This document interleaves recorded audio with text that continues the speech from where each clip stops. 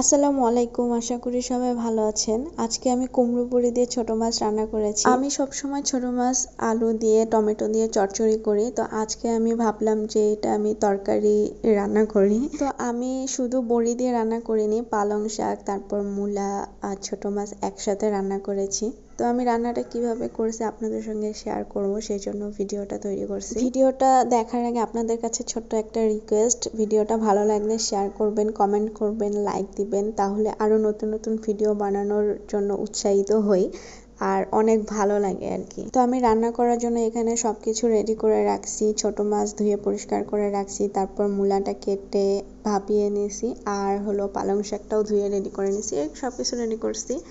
তো এখন আমি প্রথমে মাছটা ভেজে নেব। মাছটা ভাজতে ভাজতে আমি মশলাটা ব্লেন্ড করব। মশলাটা ব্লেন্ড করা হয়নি, তো আমি এখানে একটা একটা করে ছোট মাছ দিয়ে দিয়েছি। তো এটা হচ্ছে পুঁটি মাছ। পুঁটি মাছ কিন্তু চচ্চড়ি বাদেও এভাবে রান্না করলে কিন্তু অনেক মজা লাগে। তো তরকারিটা মাশাআল্লাহ অনেক ভালো হয়েছে, আমি আগেই বললাম।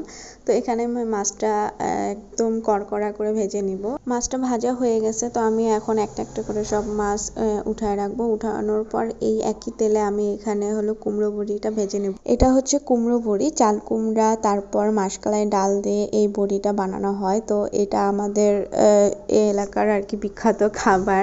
আমার বাবার বাসা আর কি কুষ্টিয়া, প্রতি বছর আর কি এটা বানায় শীতের শুরুতে, নভেম্বর ডিসেম্বর মাসে, আর এটা সারা বছর রেখে খাওয়া যায়। বেশিরভাগ কুমড়ো বড়ি মাছ দিয়ে রান্না করে, তাছাড়াও এটা ভর্তা, ভাজি, ঘন্ট অনেকভাবে আর কি এটা রান্না করা যায়। তো চাল কুমড়া বড়ি আপনারা কে কে চিনেন আর কে কে পছন্দ করেন কমেন্ট করে জানাবেন। তো আমার এটা আসলে আগে ভালো লাগতো না, কিন্তু এখন ভালো লাগে, আমি এখন খাই। তো একই তেলে আমি এখানে আরেকটু তেল দিয়ে তারপর পেঁয়াজটা বেরেস্তা করে মশলাটা দিয়ে দিব। তো এখানে আমি মশলা আদা রসুন জিরা তারপর শুকনো মরিচ এগুলো একসঙ্গে ব্লেন্ড করে নিয়েছি। তারপর এটা আমি তেলের মধ্যে দিয়ে এটা এখন আমি কষিয়ে নিব। এই মশলার মধ্যে এখন আমি স্বাদ মতো লবণ, হলুদ এগুলো দিয়ে তারপর আমি ভালো করে কষিয়ে নিব। তো কষানো হয়ে গেলে এখানে আমি সবজিটা অ্যাড করব। মশলাটা কষানো হয়ে গেছে, তো এখানে আমি মূলা অ্যাড করব প্রথমে, কারণ মূলাটা সিদ্ধ হইতে একটু সময় লাগে। আর মূলাটা আমি আগেই একটু ভাপিয়ে নিয়েছি, তাহলে এক্সট্রা যে একটা গন্ধ থাকে সেটা চলে যায়।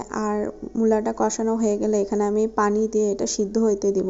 মূলাটা যখন অর্ধেক সিদ্ধ হয়ে যাবে তখন এখানে আমি পালং শাক আর কুমড়ো বড়িগুলো দিয়ে দিব। তো শাক দেওয়ার পর আমি এটা আবার কষিয়ে নিব। কষিয়ে তারপর এখানে আমি পরিমাণ মতো পানি দিব, যতটুকু আর কি তরকারিতে পানি আমি রাখবো সেইটুকু দিব, দিয়ে একটু ফুটিয়ে তারপর তরকারিটা আমি নামিয়ে ফেলবো। অনেকে মূলা পছন্দ করে না, কারণ মূলার যে একটা গন্ধ থাকে, সেই জন্যই বিশেষ করে মানুষ মূলা খেতে চায় না আর এই জন্য পছন্দ করে না। কিন্তু মূলা কিন্তু অনেক টেস্টি একটা খাবার। তো আপনারা যারা খান না, একবার করে টেস্ট করে দেখবেন যে মূলা খেতে কিরকম। কারণ আমিও এক সময় মূলা একদমই পছন্দ করতাম না, মানে আমি কখনো মূলা টেস্ট করেই দেখিনি যে মূলার স্বাদ কিরকম। শুধু ওই যে গন্ধর জন্য মনে করতাম যে এটা খেলে গন্ধ হবে, এই জন্য খেতাম না। তো একদিন আমার নানি বাসায় আমার নানি রান্না করছিল, আর সেদিন আমার অনেক বেশি খিদা লাগছিল, যার কারণে আমি নানিকে কিছু বলতে পারিনি, আর সেই তরকারিটা দিয়ে ভাত খেয়ে ফেলছি। তো সেদিন থেকেই বিশেষ করে আমার মূলা খাওয়া স্টার্ট হয়, আর আমি সেদিনই মূলার স্বাদ বুঝতে পারছি। তো আমার কাছে ভালো লাগছে।